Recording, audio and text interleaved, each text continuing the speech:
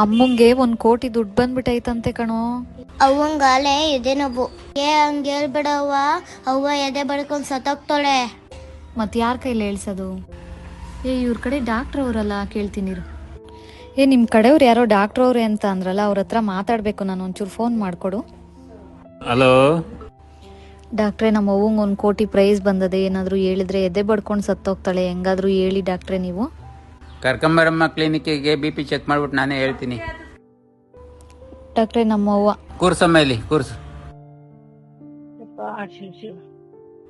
ಏನಮ್ಮ, ಏನ್ ಸಮಾಚಾರ? ಹೆಂಗಿದೆ ಜೀವನ? ಎಷ್ಟು ದುಡಿದ್ರು 6ಕ್ಕೆ ಹತ್ತಲ್ಲ, 3ಕ್ಕೆ ಇಳಿಯಲ್ಲ ಡಾಕ್ಟ್ರೆ. ಇರ್ಲಿ ಬನ್ನಿ, ಹಣೆ ಬರ ಚೆನ್ನಾಗಿದೆ, ನಿಮ್ಗೆ ಒಂದಿನ ಲಾಟ್ರಿ ಹೊಡಿತದೆ. ಅಷ್ಟು ವರ್ಷದಿಂದ ತಾಂಡೆ ಡಾಕ್ಟ್ರೆ, ಒಂದಿನಕ್ಕೂ ಹೊಡಿಲಿಲ್ವಲ್ಲ ಡಾಕ್ಟ್ರೆ ಲಾಟ್ರಿ. ಹೊಡೆದ್ರು ಹೊಡಿಬಹುದು. ಈ 25 ಲಕ್ಷ ಲಾಟ್ರಿ ಹೊಡೆದ್ರೆ ಏನ್ ಮಾಡ್ತೀರಾ? 20 ಲಕ್ಷ ಸಾಲ್ವೆ ಐತೆ ಮದ್ವೆ ಮಗಳದು, ತೀರಿಸ್ತೀನಿ ಡಾಕ್ಟ್ರೆ. ಅಕಸ್ಮಾತ್ ಈಗ 50 ಲಕ್ಷ ಲಾಟ್ರಿ ಹೊಡೆದ್ರೆ ಏನ್ ಮಾಡ್ತೀಯಾ?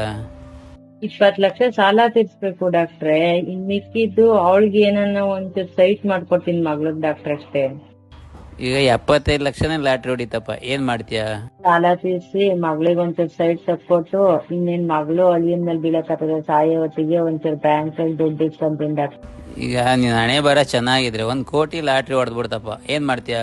ಆ ಪರಮಾತ್ಮನ್ ದಯೆಯಿಂದ ಹಂಗೇನ ಆಗ್ಬಿಟ್ರೆ ಡಾಕ್ಟ್ರೆ, 50 ಲಕ್ಷ ನಾನ್ ಮಡಿಕಂತೀನಿ, 50 ಲಕ್ಷ ನಿಮಗ್ ಕೊಟ್ಬಿಡ್ತೀನಿ. ಅಯ್ಯೋ ಏನಪ್ಪ ಬಿದ್ದೆ ಹೋದ್ರು ಡಾಕ್ಟ್ರು ಎದಳ್ರಿ ಡಾಕ್ಟ್ರಿ. ನಿನ್ ಬದುಕ್ಸಕ್ ಹೋಗೋ ಡಾಕ್ಟ್ರೆ ನಡೆಯವ